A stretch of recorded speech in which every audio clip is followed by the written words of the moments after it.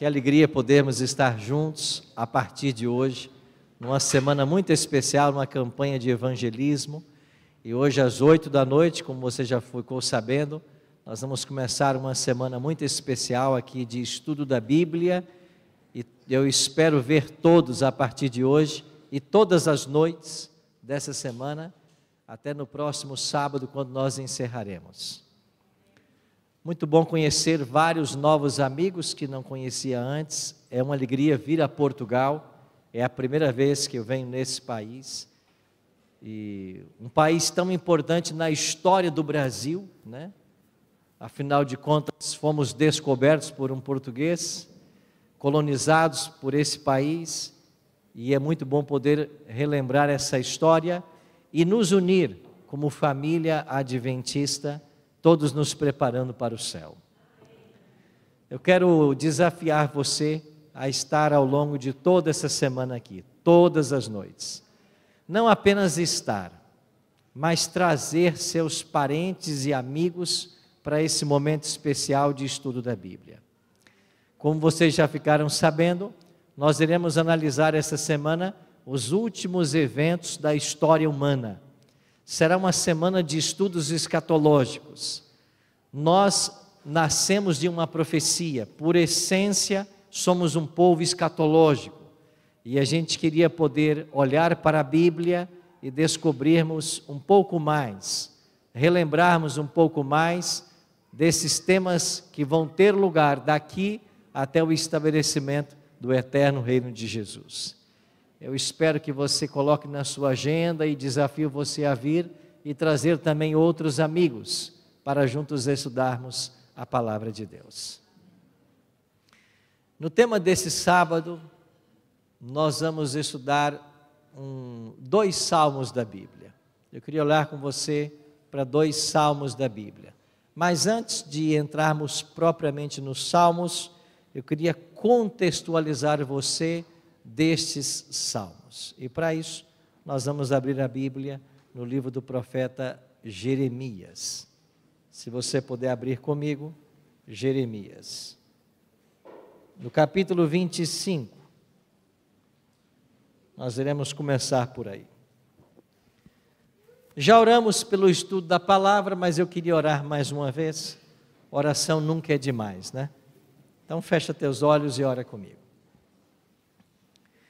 Nosso Pai querido, muito obrigado por estarmos em circunstâncias tão favoráveis nesta manhã para estudarmos a Tua palavra.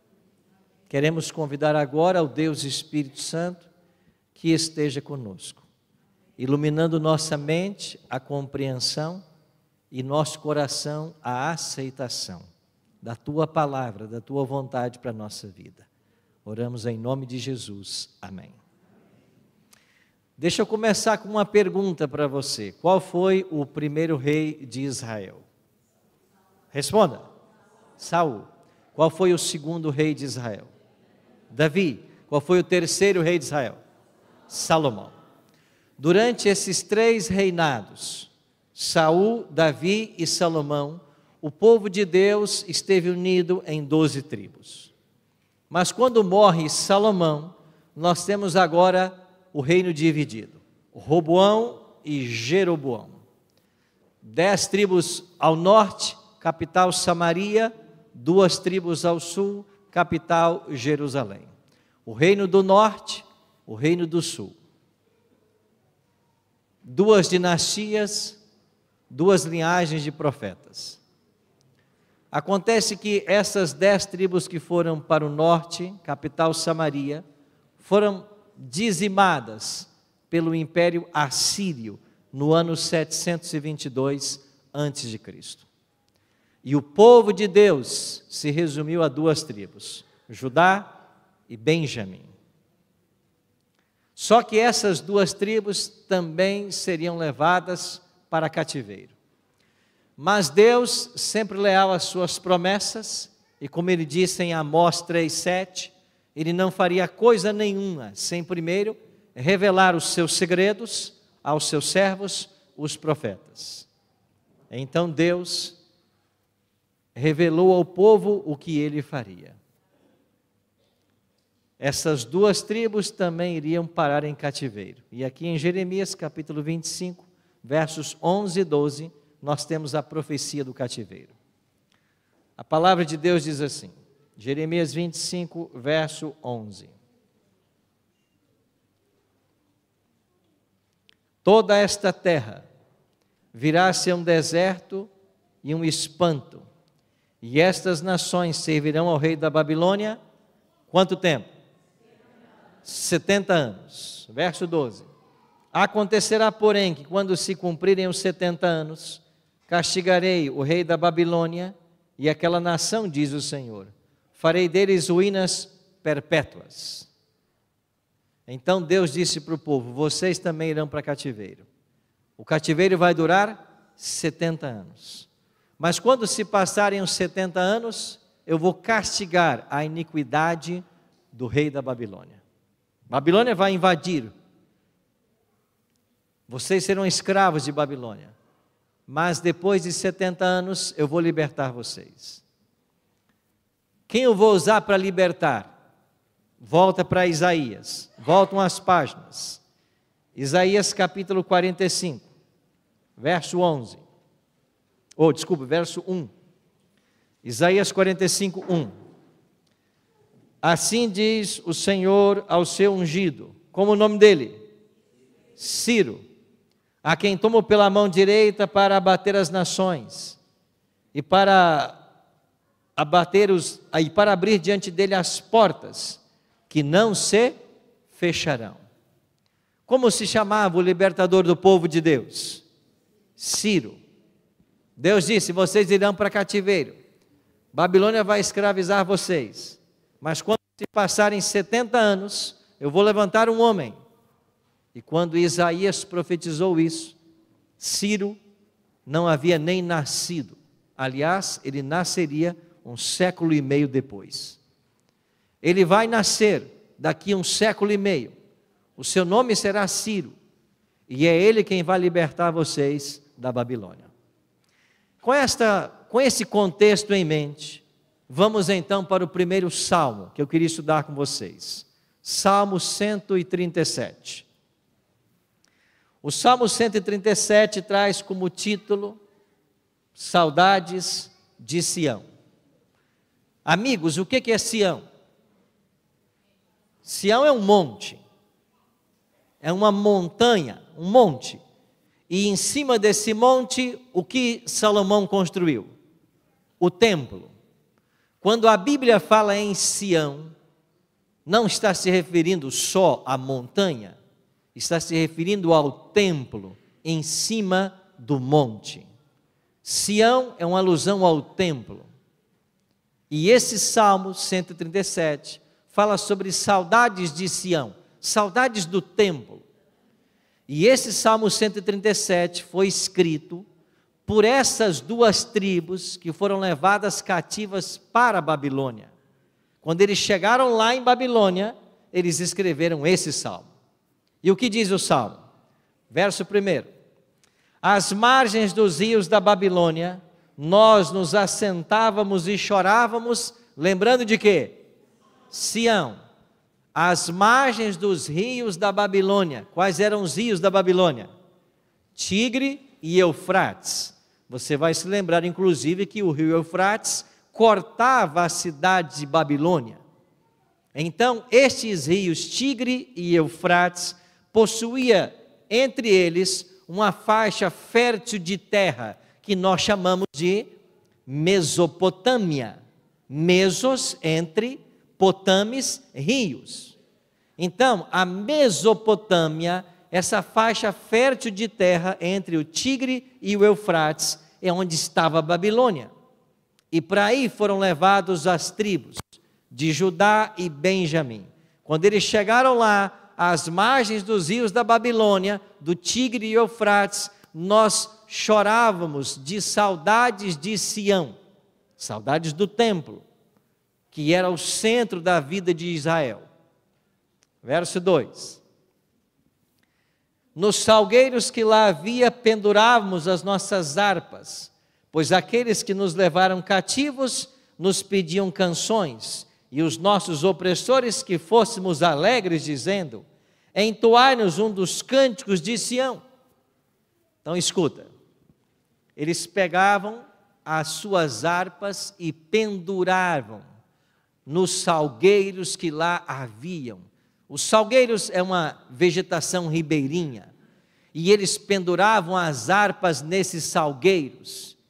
E os caldeus, os babilônicos, diziam para eles: cantem para nós os cânticos que vocês costumam cantar no santuário. Vocês são conhecidos pelos louvores, cantem para nós alguma música. E eles responderam assim: nós entoarmos o canto do Senhor em terra estranha, jamais. Que a nossa língua cole no céu da boca, que a nossa mão se resseque, se nós nos esquecermos de Jerusalém, a nossa maior alegria. Nós não iremos cantar o canto do Senhor em terra estranha. E fique sabendo de uma coisa: nós só iremos ficar aqui 70 anos, pois quando se passarem os 70 anos, Deus vai nos libertar das vossas mãos. Ele vai levantar um homem chamado Ciro, e esse homem vai nos levar de volta para casa. Feliz aquele que nos libertar das vossas mãos. Feliz aquele que pegar os vossos filhos e esmagar a cabeça deles contra as pedras. Depois leia o salmo em casa. Nabucodonosor chegou ao trono da Babilônia, invadiu Jerusalém no ano 605 e levou a primeira leva de escravos para a Babilônia. E entre esses escravos estavam 4 que nós conhecemos por nome: Daniel, Ananias, Misael e Azarias. Começaram a contar os 70 anos. Durante esses 70 anos, Daniel foi uma testemunha para Deus em Babilônia e seus amigos. Eles foram representantes de Deus numa nação pagã. Testemunharam do Deus vivo. E finalmente, quando está para se completar os 70 anos, acontece a queda de Babilônia. Isso está no capítulo 5 de Daniel. Então, Ciro se une a seu tio, Dario, os medos se unem aos persas, eles agora atacam Babilônia. E qual foi a estratégia que eles usaram? Secaram os rios. Isso estava profetizado. Em Isaías 44, 27 e 28, o profeta Isaías diz que: digo à profundeza dos rios, seca-te, e eu secarei os teus rios. Que digo de Jerusalém, será edificada, e do templo será construído. Isaías 44, 27 e 28. Então Ciro se une a Dario, os medos aos persas. Ciro desvia o curso do rio Eufrates, e quando as águas fluíram numa outra direção, o leito do rio baixou, e segundo Heródoto, pai da história, ele escreve no seu livro que os soldados de Ciro entraram marchando pelo leito do rio, com a água batendo na altura das coxas. E todos os portões que deveriam estar trancados estavam abertos, porque o profeta havia dito: eu irei adiante dele e abrirei as portas que não se fecharão. Os portões estavam abertos. E naquela noite em que o neto de Nabucodonosor dava uma festa para 1000 convidados, bebia vinho nos utensílios sagrados dos judeus, que Nabucodonosor roubara do templo, naquela noite, aparece uma mão misteriosa e escreve na parede do palácio: Mene, Mene, Tekel, Upharsim. Vem Daniel e interpreta para o rei: você foi pesado na balança e achado em falta. Dividido será o teu reino e dado agora aos medos e os persas. E naquela mesma noite caiu Babilônia por mão de Ciro, e Belsazar foi morto. E o tio de Ciro, Dario, se assentou no trono, com 62 anos de idade. Depois ele morre e vem Ciro. E quando Ciro senta-se no trono, Daniel começa a estudar as profecias e lê o livro de Jeremias. O que nós acabamos de ler. Daniel lê Jeremias 25, 11 e 12. Daniel sabe que o tempo será de 70 anos. Então Daniel se põe a orar para que Deus cumpra a sua promessa de libertar o seu povo do cativeiro babilônico. Aí acontece um grande conflito, porque ele ora e jejua por 3 semanas. E depois de 3 semanas orando e jejuando, um anjo desce do céu e diz assim: Daniel, você é um homem muito amado pelo céu. E no primeiro dia, quando você começou a orar, o céu me enviou, mas o rei da Pérsia me resistiu por 3 semanas. E essa expressão, rei da Pérsia, em Daniel capítulo 10, não é Ciro, é o próprio Satanás que influencia Ciro para não libertar o povo judeu. E por 3 semanas, o anjo que Deus enviou, Gabriel, e o outro anjo caído, Lúcifer, brigaram para que Ciro assinasse ou não o decreto libertando o povo judeu. E por que o diabo não queria que Ciro assinasse o decreto, autorizando o povo a sair da Babilônia? Porque se o povo voltasse para Jerusalém, reconstruísse o santuário, voltasse o sacrifício, no tempo marcado, quem é que viria? O Messias. E o diabo sabia que a vinda do Messias seria a sua derrota. Então o diabo usou de todas as forças para que Ciro não assinasse o decreto. E a briga ficou empatada por 3 semanas. Aí Gabriel diz assim: mas ao final das 3 semanas, veio Miguel. Quem é Miguel, irmãos? É o próprio Cristo. E quando ele veio, Satanás foi derrotado. E Ciro agora assinou o decreto, autorizando o povo de Deus a voltar para Jerusalém. Exatamente 70 anos depois que Daniel foi levado para a Babilônia. O decreto foi assinado. Você imagina que o povo deva ter feito uma grande festa, não? Vamos voltar para casa. A profecia se cumpriu. Vamos reconstruir a cidade. Vamos reconstruir o santuário. Nada disso. Não houve festa alguma, sabe por quê? Porque o povo de Deus não quis voltar para Jerusalém. E quando você estuda o livro de Esdras, você descobre que cerca de 2.000 famílias voltaram. Mas a grande maioria não voltou. E por que eles não voltaram? Porque eles estavam bem em Babilônia. Eles haviam criado laços em Babilônia, raízes em Babilônia. Os judeus prosperaram em Babilônia. Um exemplo apenas: os judeus fundaram em Babilônia casas de comércio, os precursores dos bancos modernos. E até hoje, quando você visita Nova York, lá estão os judeus, comerciantes, os maiores comerciantes do mundo. Isso começou lá, em Babilônia. Eles prosperaram. E quando Ciro assinou o decreto, eles não quiseram sair. Deixar Babilônia para voltar para uma cidade em ruínas? Não, não queremos. Mas esses poucos que voltaram, num tempo difícil, eles reconstruíram a cidade e o santuário. E quando o santuário terminou sua reconstrução, houve uma cerimônia de reinauguração. É claro que esse templo reformado em nada se comparava ao templo de Salomão. E havia um detalhe ainda: não tinham mais a Arca da Aliança. Ela havia sido escondida por judeus piedosos antes da invasão babilônica.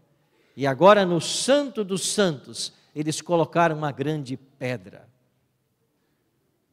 E nesse momento da reinauguração, a igreja estava dividida. De um lado, uma ala que havia nascido em Babilônia. E esses que nasceram em Babilônia nunca haviam conhecido Jerusalém, não haviam visitado o templo, nunca sacrificavam, e agora podiam fazer tudo isso. Eles estavam felizes, conhecer a cidade santa de Jerusalém, sacrificar no templo, eles estavam felizes. Mas os judeus, que tinham mais de 70 anos, que haviam conhecido o templo de Salomão, estavam tristes, porque esse templo reformado em nada se comparava ao original. A Arca da Aliança não mais está aí, e eles estavam tristes. E no meio dessa cerimônia agridoce, que misturava tristeza e alegria, se levantou um profeta, chamado Ageu, e ele pronuncia as palavras que estão no seu livro, capítulo 2, a partir do verso 7. E Ageu diz assim: vocês estão tristes, porque a glória desse templo é inferior, pois a glória desse templo será maior do que a primeira, porque nesse templo pisará o desejado de todas as nações. O Messias pisará nesse templo. Os sacrifícios voltaram, e como diz Paulo em Gálatas 4:4, vindo à plenitude do tempo, Deus enviou o seu Filho. E em Mateus 24:1-3, quando Jesus entra no templo, se cumprem as palavras de Ageu: o desejado de todas as nações veio visitar seu povo, trazendo salvação sob suas asas. Não é maravilhosa a história do povo de Deus? E graças a esse retorno do cativeiro, a volta do sacrifício, no tempo marcado, o Messias veio.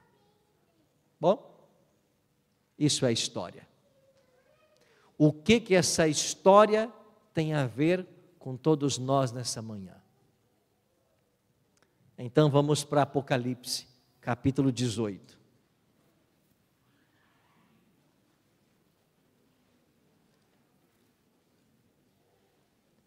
Apocalipse, capítulo 18. Versículo 2. Então exclamou com potente voz, dizendo: o quê? Caiu, o quê? A grande Babilônia. Verso 4. Ouvi outra voz do céu dizendo: o quê? Sai dela, povo meu. Um instante. Babilônia não havia caído nos dias de Daniel. O Apocalipse foi escrito 600 anos depois de Daniel. Então, o Apocalipse não está falando da cidade física de Babilônia. Em Apocalipse, Babilônia, ela é mística, ela é espiritual. E quem é Babilônia em Apocalipse?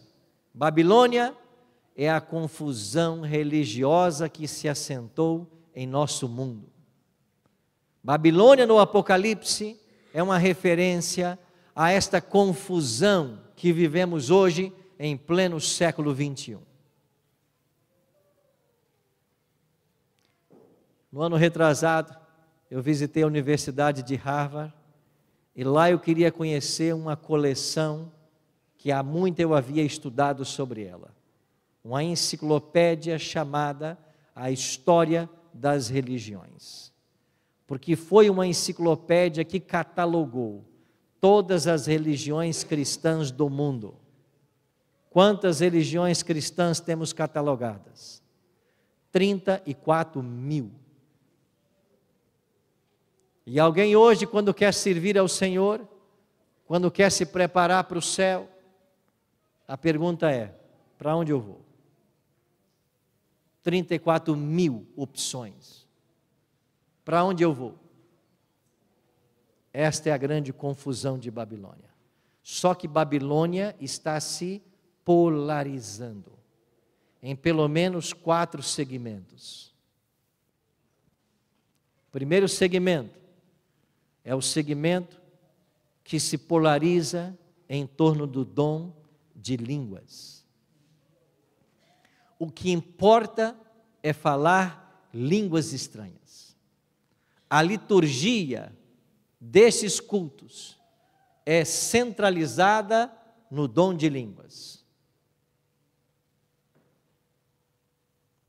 Mas o que acontece aí não é o verdadeiro dom de línguas. Pastor, por que não? Eu não vou me delongar muito. Primeiro, o verdadeiro dom de línguas na Bíblia, de acordo com Atos 2, é a capacidade sobrenatural que Deus dá ao crente de falar uma língua com a qual ele nunca teve contato, que ele nunca estudou. Quando os discípulos receberam o Espírito Santo em Atos 2 e começaram a falar línguas, não eram estranhas, porque as pessoas que ouviram os discípulos pregarem disseram assim: não são galileus os que aí estão falando? Como, pois, os ouvimos falar em nossa própria língua materna? Língua materna não é língua estranha. E se você contar em Atos capítulo 2, você encontrará 14 nações que não falavam grego e o aramaico falado pelos discípulos. Partos, medos, elamitas, naturais da Capadócia, Ásia, Ponto, Frígia, Panfilha, 14 nações. Como os ouvimos falar cada um em nossa própria língua materna? Então, falar o verdadeiro dom de línguas bíblico é você falar uma língua materna que você não conhecia antes, com uma finalidade: a pregação do Evangelho. Como ouvimos falar das grandezas de Deus, disseram eles em Atos capítulo 2. O que acontece hoje no movimento pentecostal e neopentecostal não é o verdadeiro dom de línguas, porque eles não falam línguas de nação nenhuma. Segundo, o Espírito Santo concedeu o dom de línguas para os apóstolos, porque eles não falavam as línguas daquelas pessoas. Agora, nesta manhã, que necessidade teria Deus de me dar o dom de línguas, se você entende o português? Por que eu começaria a falar aqui em japonês? Não há necessidade. O dom de línguas na Bíblia, ele é dado quando há necessidade. E terceiro, o apóstolo Paulo, ensinando sobre os dons espirituais, em 1 Coríntios 12, ele declara que o dom espiritual tem 2 finalidades: edificar e instruir. Se eu estou falando e ninguém está entendendo, não há edificação, muito menos instrução. É por isso que o que acontece hoje, no movimento pentecostal e neopentecostal, não é o verdadeiro dom de línguas. Mas, ao mesmo tempo, todos os cultos são centrados nesse pseudo-dom. E as pessoas estão aí, buscando o batismo no Espírito Santo para falar uma língua que elas não compreendem. Aí está a Babilônia. Primeiro polo. Segundo polo, são as igrejas que estão se polarizando em torno do dom do exorcismo. Todo culto tem exorcismo. Um dia desses, uma dessas irmãs de uma igreja desta me encontrou e disse para mim assim: a tua igreja não tem poder, porque vocês não expulsam demônios. Eu disse: poder não tem a tua, que todo dia tem demônio nela. Expulso o demônio na segunda, na terça o demônio volta. Expulso ele na terça, ele volta na quarta. Todo dia tem demônio na igreja. Onde está o poder da igreja se o demônio faz parte da liturgia? E assistindo um dia desses um programa de TV, chegou a hora do pastor e ele queria entrevistar uma endemoniada. E ele entrevistou. E daqui a pouquinho entrou a mulher e ela estava ali maquiada, com um microfone de lapela. Se diz assim, lapela? E eu fiquei pensando comigo, como que é isso? Agendou o demônio para aquela noite? Entra aí, demônio, vamos botar um microfone que vai precisar. Agora maqueia, agora vai lá, é sua vez. E vamos dar o microfone para o demônio falar? Você consegue entender essa confusão? Mas a liturgia da igreja está baseada no exorcismo. E toda noite tem exorcismo. Mas enquanto estas igrejas estão buscando alcançar um batismo do Espírito que leva a falar línguas estranhas, ou exorcizando, a palavra de Deus, ela continua fechada. As pessoas não estudam Bíblia e não sabem nada de Bíblia. Terceiro polo de igrejas, só falam em cura divina. Venha e você vai ser curado. Hoje é dia de cura. Se bem que essas igrejas agora, esses curandeiros aí, na fase da Covid, deram uma desaparecida, né? Desapareceram um monte. Cura. Está acontecendo cura de fato nessas igrejas. Num outro programa de TV, um desses aí orava pela cura e dizia assim: eu acabei de orar e Deus me disse que uma irmã foi curada de um problema de coluna. Aí tinha uma mulher sentada na segunda fileira assim: foi eu? Não, não foi a senhora não. Aí uma outra: fui eu? Não, não foi a senhora não. Aí lá atrás: fui eu? É, a senhora que foi curada. Curou de um problema de coluna, não andava, agora anda. Curou como? Se houvesse cura de fato nessas igrejas, não haveriam filas nos hospitais. As pessoas estariam nas portas dessas igrejas, esperando para serem curadas. Quarto polo de igrejas são as igrejas que se aglomeram em torno da teologia da prosperidade. O discurso é sempre a teologia da prosperidade. Dá tudo o que você tem para Deus e você vai ficar rico. Eu estava em São Paulo um dia desses, num domingo pela manhã, com a agenda livre. Eu disse: eu vou numa igreja aí para a gente adorar a Deus lá. Vou lá no culto. E eu busquei lá uma igreja grande, enorme, capacidade para 5.000 pessoas.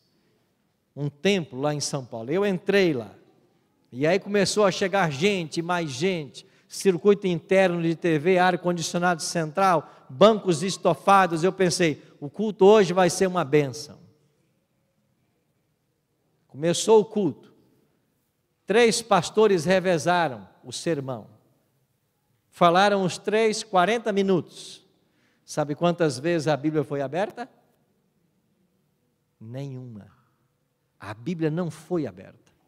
Mas sabe qual foi o tema da pregação dos 3? Dinheiro. E usando a igreja como instrumento de arrecadação de dinheiro, esses donos de igreja estão ficando milionários, enquanto que pessoas estão perdendo tudo por sua boa fé. Aí está a Babilônia.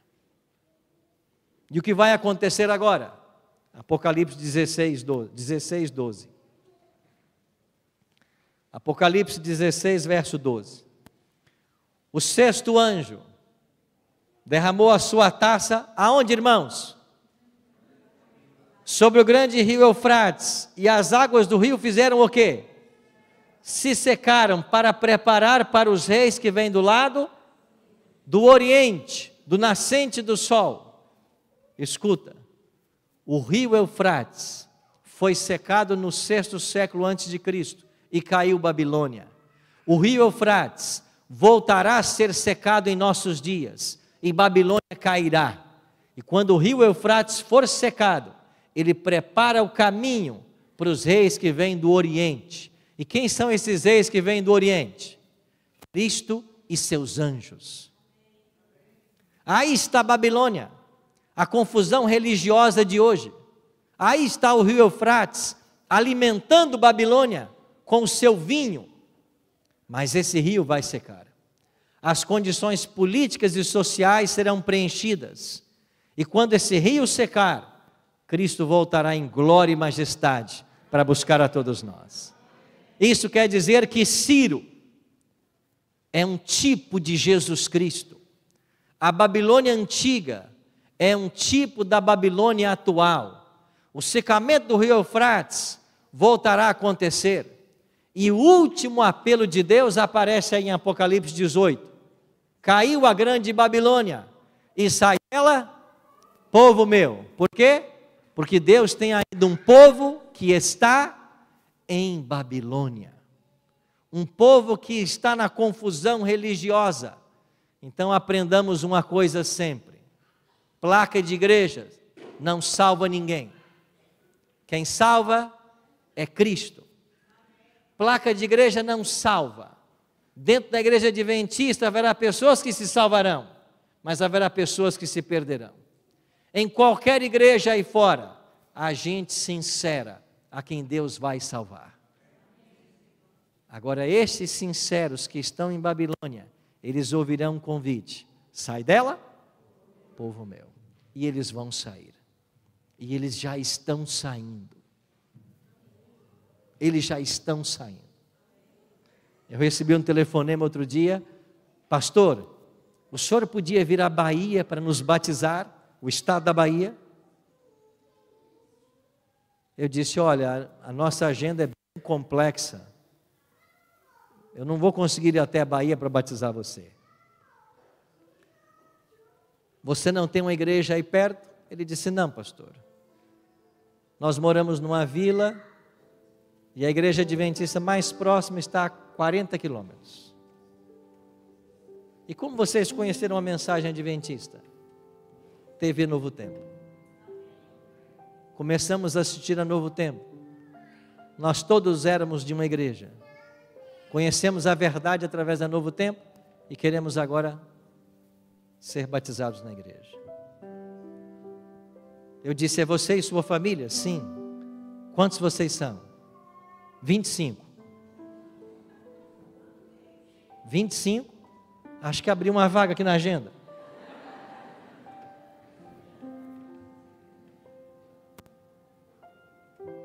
Eu não pude ir lá de fato, mas um outro pastor foi. E no primeiro batismo, batizou 28. Os 28 construíram uma igreja. Hoje tem igreja na vila. Porque os sinceros estão saindo de Babilônia. Tem muita gente sincera que está equivocada, porque ensinaram errado. Essa semana, que começa hoje à noite, essa campanha, ela vai trazer à tona algumas verdades da Bíblia. E como Jesus prometeu, quando nós conhecemos a verdade, ela nos liberta. Talvez você precise de libertação. Talvez alguém da sua família. Talvez algum amigo que você tenha. Talvez você que nos assiste agora pela internet. Mas se essa história é verídica, e se ela vai se repetir, também é verdade que quando chegar a hora de sairmos de Babilônia, muitos de nós não desejarão sair. E por que muitos não vão querer sair? Porque criaram laços, raízes com Babilônia. Você tem algum laço com Babilônia? Pastor, o que seria esse laço com Babilônia? Vou dar alguns exemplos.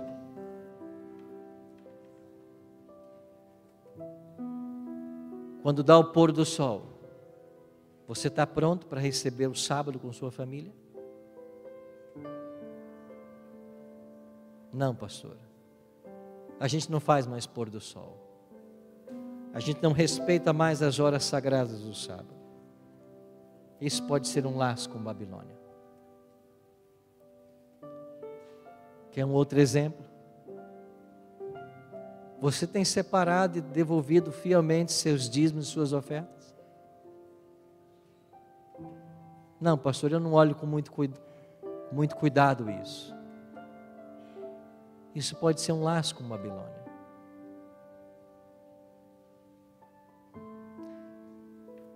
Quando você vai a um restaurante, quando você come de tudo o que aparece lá?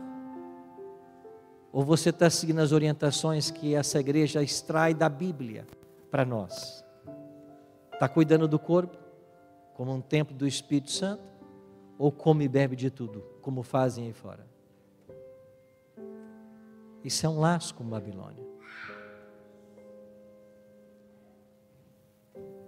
Você está projetando uma família, está buscando um rapaz, uma moça da igreja, que tem os mesmos princípios? Ou está se namorando de alguém que não tem a fé em Cristo? Isso é um laço com Babilônia.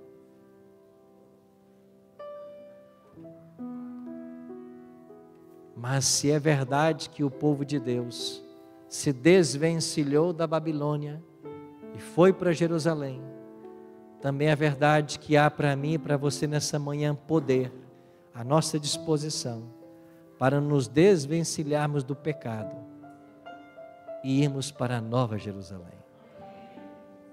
Eu espero que nessa semana, para nós, seja uma semana de reavivamento espiritual. Uma semana que nos ajude a estabelecer prioridades na vida. Uma semana que nos coloque mais perto de Cristo e mais perto do céu. Nunca se esqueça, como cantamos hoje aqui, nós somos forasteiros. O nosso lar não é aqui. E o outro salmo é o Salmo 126. Quando eles voltaram de Babilônia, eles voltaram cantando e dizendo assim: quando o Senhor restaurou a sorte de Sião, ficamos como quem sonha. Então a nossa boca se encheu de júbilo, pois entre as nações se dizia: grandes coisas o Senhor tem feito por eles.